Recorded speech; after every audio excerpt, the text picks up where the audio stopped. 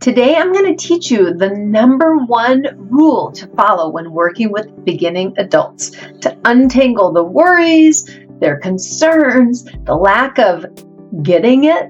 When you follow this rule, it takes the pressure off of you to have all of the answers to their questions, and it allows the student to become the expert. After all, they are an expert in themselves, right? They're adult human beings that have been moving around the world doing lots of amazing things. They know what it means to be the expert of their body. And since we're not going to be with them at every swimming situation, at the end of the day, this is our job to help adult beginner swimmers become experts at their own body and the water, how these two things work together.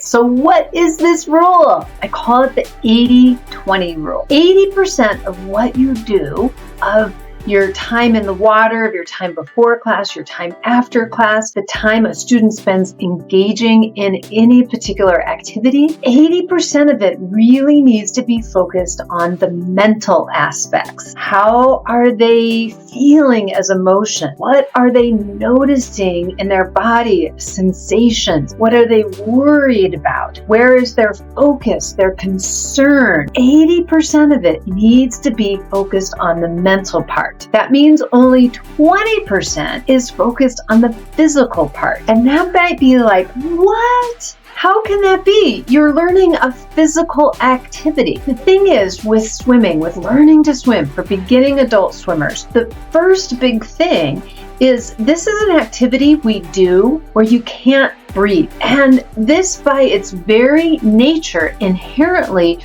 should bring up a sense of concern. A sense of fear, a sense of worry. If it doesn't bring up a sense of concern or worry or fear, that's something we want to know about too. Are we so disconnected from the body, the basic body need, that we're not noticing when the body sends signals about air? Everything that we do in our lives is dictated by how we feel. I feel like doing this. I don't feel like doing this. My intuition, my gut, my feeling says to do this. When you look at the problem of somebody not being able to relax in the water, it has to do with their emotional system as much as it has to do with any sort of physical system. They do ramp off of each other. And so we have to deal with that aspect. To tell somebody to relax really ends up being transfer your attention into another area. When we learn as teachers how to ask really good questions, how to help students investigate what it is that they are noticing within themselves, and then to be able to convey that to us, for us to have a conversation about it, to have curiosity in it, then this is where they start to become the expert of their own bodies. They become the expert of what's going on in them. To be able to see the difference between I'm holding my shoulders and I'm not holding my shoulders. This is a mental thing way more than it is a physical thing. Because just to tell somebody to drop their shoulders, that works maybe once or twice, but if we don't really get to the root of why we keep lifting our shoulders, then it keeps coming back. Or if they don't ever notice, the only way they drop their shoulders is because you tell them to, or because they're getting it from their head. I have to remember, drop my shoulders, drop my shoulders, drop my shoulders. This keeps people up in this thinking part of themselves, which is part of that 80, the mental part. Thinking part is the mental. How do I translate those questions, worries, and concerns into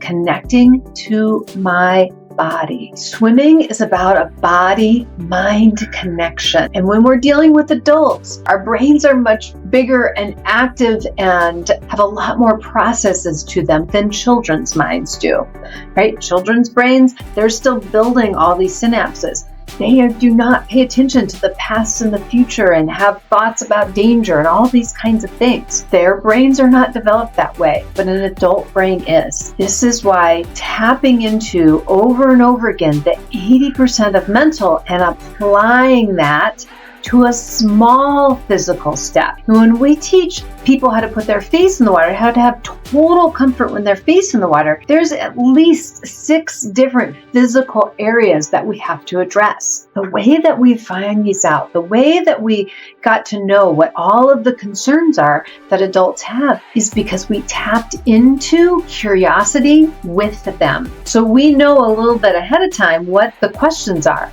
But I never pretend to know what all of them are, because every person that comes to us is a unique individual. And it's really about the system of being able to tap into their mental steps, into what's going on for them in their body, for helping them to tune in here, to get out of here, down into here. Tips and tricks and remembering all the things is up here.